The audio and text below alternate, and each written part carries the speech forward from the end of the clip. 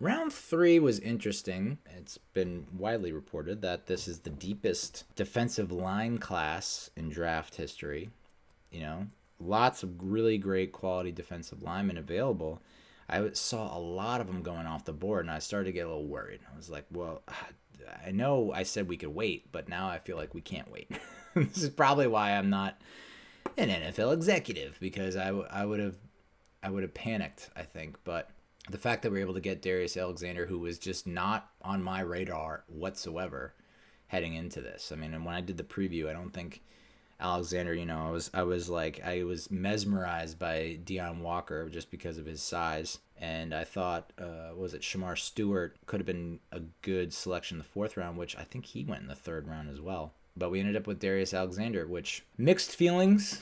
He's 6'4", 305. So someone said he's undersized, and I was like, I don't know if we're looking at the same thing here, but he's 6'4", 305. That's a big boy. So I don't think he's undersized. He had the 6th highest production score amongst D tackles, the 7th highest athleticism score, and the 5th highest total score amongst D tackles in this. His prospect grade was 6.17, which is equivalent to a good backup with the potential to develop into a starter. We got him at the top of round 3. Lance Zierlein had him as a round 2 projection, so definitely a value pick for us. 2023, he was 3rd team All-MAC, played in all 14 games with 11 starts, 36 tackles, 5.5 tackles for loss, 4 sacks, 3 pass breakups. In 2024, he was 2nd team All-MAC, started 12 games, 40 tackles, 7.5 tackles for loss, 3.5 sacks, 4 pass breakups, and get this, he had a pick 6 in an overtime win over Pitt. That alone was like, all right, I think we got something here. I think he ran a really good 40, 4.95 40. Not bad for a big boy. I mean, dude, 6'4", 305. He's running under a 5.40. Zierlein says his strengths are: he possesses coveted length with 3-down skill set, comes off the ball with good bend and force into first contact, batters blocker with heavy hands and long arms. Love that. Capable slide and swim move to force whiffs. Awesome. Rushes with a game plan to set up his moves and counters. Uses arm extension to generate push and separation with his rush. Fairly instinctive rush counters fueled by active hands. His weaknesses: easily displaced when pad level starts to drift up high. Somewhat sluggish with his short area footwork. Gets caught fighting blocker instead of finding the runner. Oof, I've done that. Average first step quickness into neutral zone as a pass rusher. Doesn't get from point A to point B quickly in twist games. Below average bend with his rush allows him to be redirected. So I think the major knock on him, or a couple major knocks, was Toledo, MAC. Not exactly like the best, strongest competition, so it's hard to get a gauge on just how good he is. So that I know that when I was watching highlights, for all the draft picks, I was trying to identify the opponent, being like, okay, where do they rank? Who are they going up against? Is it someone that's actually good, or is it someone that's they're starting because there's an injury?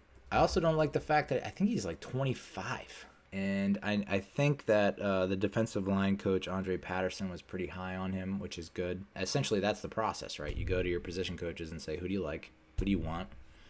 Who can you work with? And so when you get Patterson's seal of approval, that's a good thing.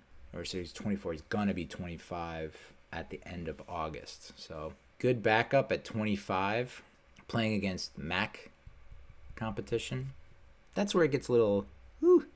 He did have a great quote, though. I don't know if I have the quote here, but his quote was inspiring.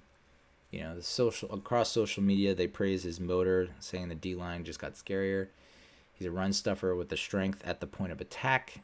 He's a Senior Bowl standout, which, if you haven't seen those clips, pretty cool to watch. On the one-on-ones, he was consistently beating the lineman opposite him. His relative athletic score was 9.14, which there was no RAS score for Abdul Carter Jackson Dart, but for Darius Alexander is 9.14, which is considered, it's in the green, which is good. It goes up to 10, if you're not familiar.